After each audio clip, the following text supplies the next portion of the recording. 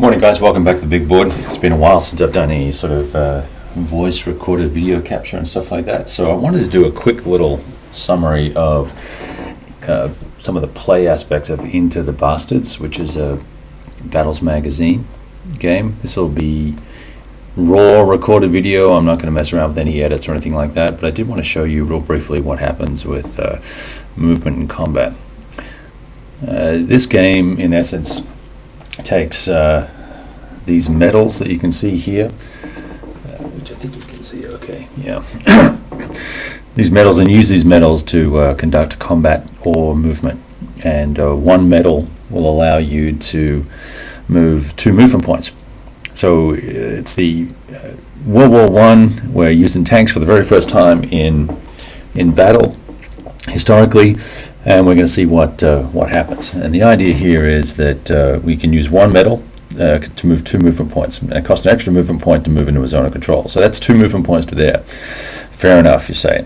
And then I want to assault this guy in the city here, in the edges of the urban area, in the village. And so that costs either 1 medal or 2 medals, depending if you're a tank or a infantry battalion. So we use another medal to do that, and then we're in the hex. And then we roll a bunch of dice.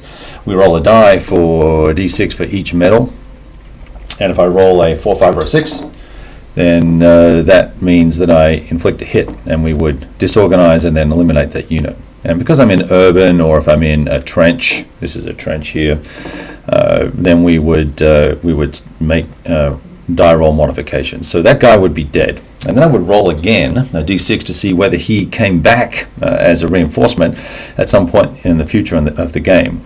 And I roll a d6, and if I roll a 1, he's dead forever. If I roll 6 or greater than 6, based on with modifiers based on how he died, whether it was from artillery barrage or being attacked or being the attacker, that would then allow him to come back at some point in time if I was in the range of 2 to 6. If I'm over 6 with those modifiers, then I'm out of the game permanently.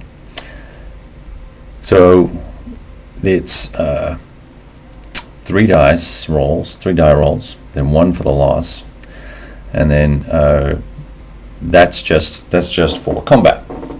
Now we'll also roll dice if that tank may break down. I've got a breakdown over here, and there's a breakdown phase, and you roll or recover from that, and you can also be eliminated there as well. So the CRT is fairly, on the combat results table, I guess, the results resolution is fairly deadly. In the first turn, I'm on turn 2, in the first turn I rolled a d6 60 times, and not every unit conducted combat. So there's a lot of die rolling going on, and here's probably a little bit of a bigger view of the game.